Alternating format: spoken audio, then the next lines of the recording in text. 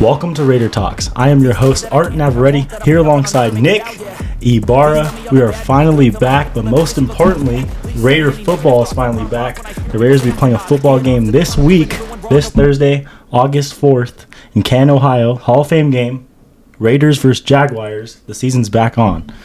How excited are you for this game and this upcoming season? I'm pumped up just to see Silver and Black back on the field. And we're the first ones to. It's sometimes when you're excited in the past couple of years, and you're like, man, we got to watch a couple games before our game. We always got to watch the Hall of Fame game, and then a day or two preseason before us. And now, we no matter who's on the field, we get the first crack at it, and everyone sees us, and I'm just excited. And this offseason came by really fast. It seemed like we were just here, talking about the playoff loss against the Bengals, and then the draft, and then free agency, and now we're here. A couple of days away from the Hall of Fame game preseason, and it's exciting. Yeah, the first NFL game of the year is Raiders versus Jaguars in the preseason, and this, like you said, it's really exciting because we don't gotta wait to watch a Raider game. Yeah. It came out quick. Raiders reported to camp faster, so it's been really fun, really interesting. A thing that comes along with the Hall of Fame game is like all eyes are on your team. So it should be pretty fun, should be pretty interesting. It should be the most interesting to see our depth. Yeah, and it's also an extra game for the people on the bubble and trying to get a roster spot or even a starter spot, an extra game to sit there and make your mark and, hey, this is why I want to be on the roster / hey, this is why I want to be a starter. You got, now instead of 3 games, you got 4 games to go prove yourself. So this is a good opportunity for us. Yeah, for sure. There definitely is some positions where it can be, it's going to be a battle. It's going to be a grind. And I think a wide receiver is one of them. I think the depth there is pretty big. We don't know too much because they haven't really, Josh McDaniels, I don't know who the PR trainer is for the Raiders, but when they ask these questions, they're answering like the whole group's doing good, not just a single player. Even if they try to get something out of the players, it's not happening. So we don't really know too much.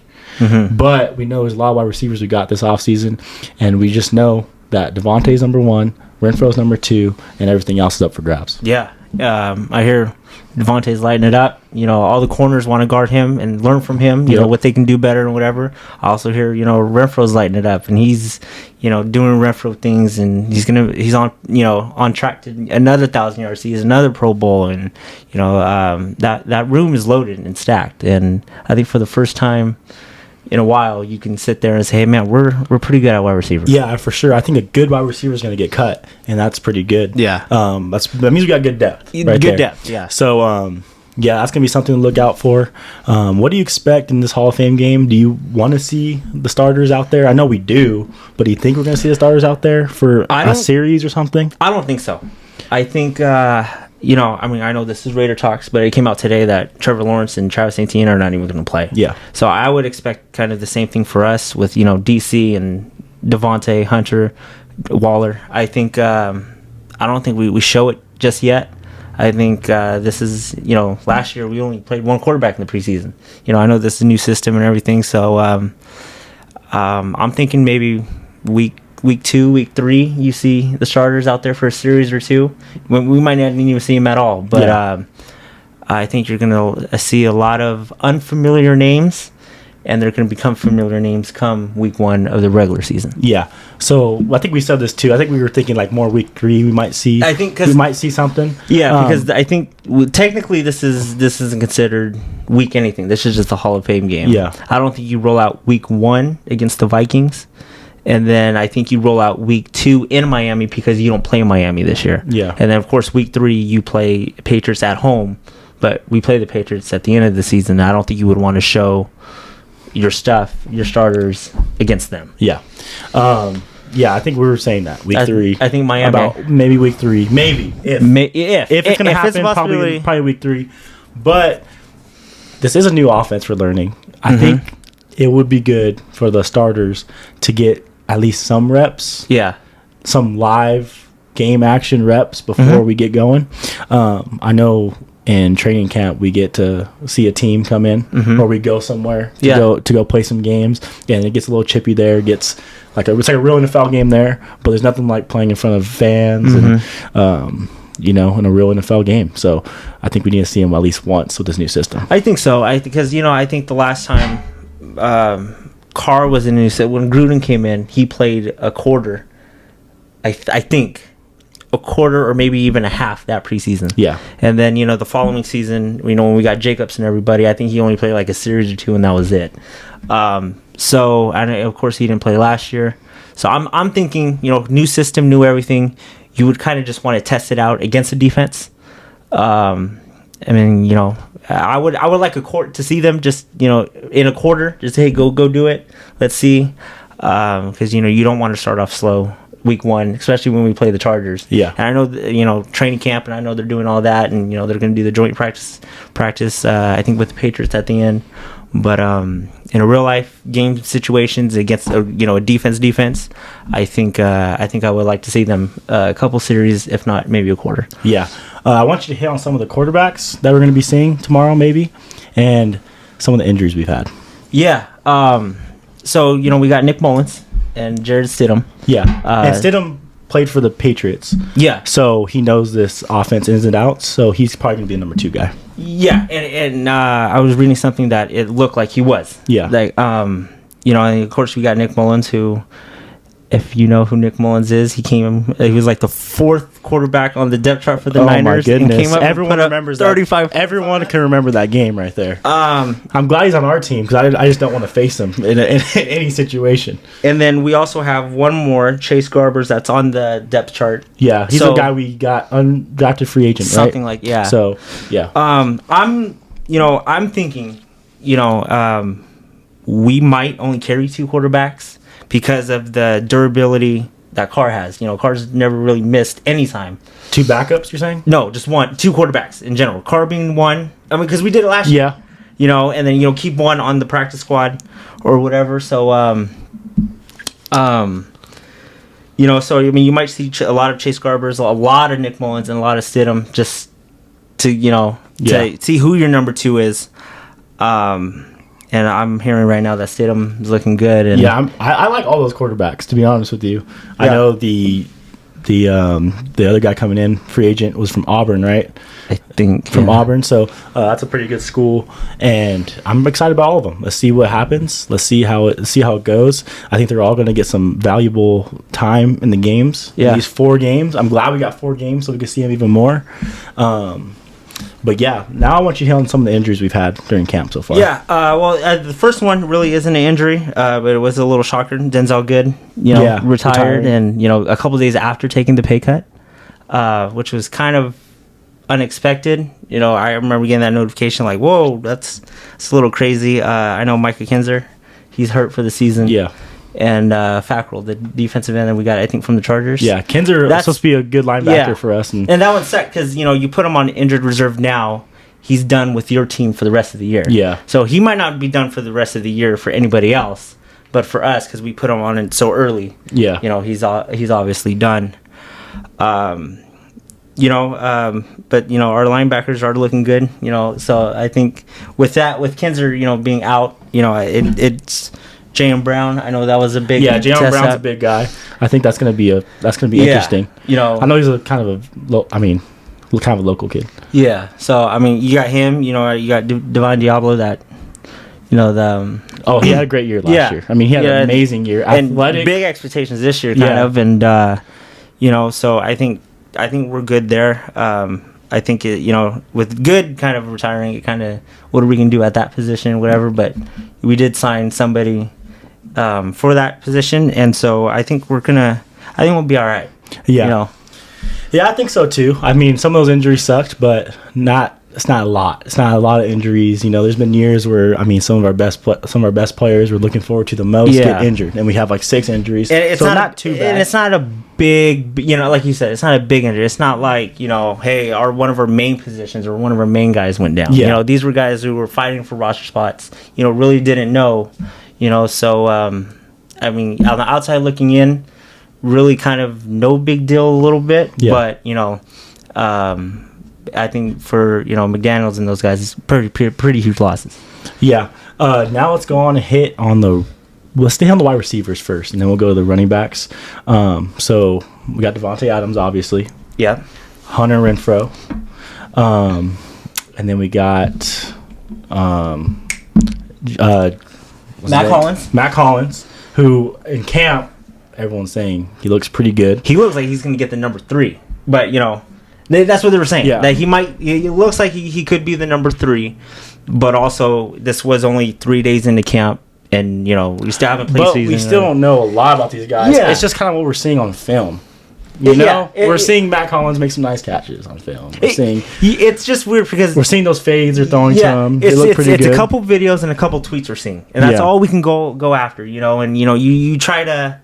They're not saying a lot too in the press conferences. So it's just you're trying to pick and choose out of all the interviews and all the videos and tweets that you're seeing. But when it comes time, Thursday. We'll see it firsthand, who's looking good, who's not, and if some of the starters go out there, whenever, who looks good, who's not. These 4 weeks are going to be a lot of be interesting for the fans, just to see who we got, who's our additions, and, are we going to look good how Carr and McDaniel say we look, you know? I want to see some of our wide receivers take the top off because I know we have Devontae who can do that pretty effortlessly. Yeah. Right? I mean, he's not the fastest guy, but he's the greatest route runner in football right now. Mm-hmm. He's the best wide receiver in football. But we want to see the guys who can take the top off. I think that might be the determining factor of making this team or not for some of these wide receivers. Yeah. We still got Demarcus Robinson. Yeah. We haven't talked about the wide receiver room who... and a couple times he's the one killing us. The Chiefs, taking the top off. Yeah, and I think we talked about it in video. There was a time where you look and you're like, okay, well, we're kind of shutting down Tyreek, we're kind of shutting down Kelsey, but it's Robinson and Hardman were the ones that were killing us and whatever. So, you still one of those weapons away from them. How about Tyron Johnson? Tyron Johnson too. I mean, that was the guy I was actually hinting for earlier. Because, he's going to be our return specialist. He's going to be our return specialist for sure. Yes. And he threatened to take one to the house every time he returned. He looked good. Yes. And I heard he's sharpening his skills. Mm-hmm. I heard he's sharpening his skills at the wide receiver position. And I can see him being a number 3 guy because of how you've seen him run on the kick returns. And if he can just get that route running right, he's fast. He can take the top off, and then we have Devontae, Demarcus Robinson, Matt Collins, at the end of the season, it just sounds amazing. At the end of the season last year, because you can pick and kind of choose what you see on TV. Yeah. And when we're there for the Charger game, you can see it all. Yeah. And he was fast. He was cutting good. And he was. He felt like he was going to take it to the house every time. And you kind of felt like, okay, the more and more we get the ball in a kickoff return, he was just getting far closer and kind of closer. Yep. And you're like, he's going to take one to the house. Yeah. I mean, he did it, but. It was just the fact that he had that potential and just like, oh my God, So, I mean, it's going to be interesting to see how he does in the wide receiver position. But as far as kick returns and whatever, him and Renfrow are going to kill it. Yeah, for sure. Renfrow is a great punt returner. Yeah. Doing good. It's always scary. It's always scary when he gets... Because he'll always make 2 guys miss. Yeah. And if you get him on the first one... His first couple years with the Raiders, he would just run into people. He would just run. Yeah. And he don't care if he gets hit. But last year, you could tell he kind of made a conscious effort to kind of get out of the way a little bit more, which was good. But it's always scary seeing Renfrow take those punt returns. But yeah, we're looking good at special teams there. And then, obviously...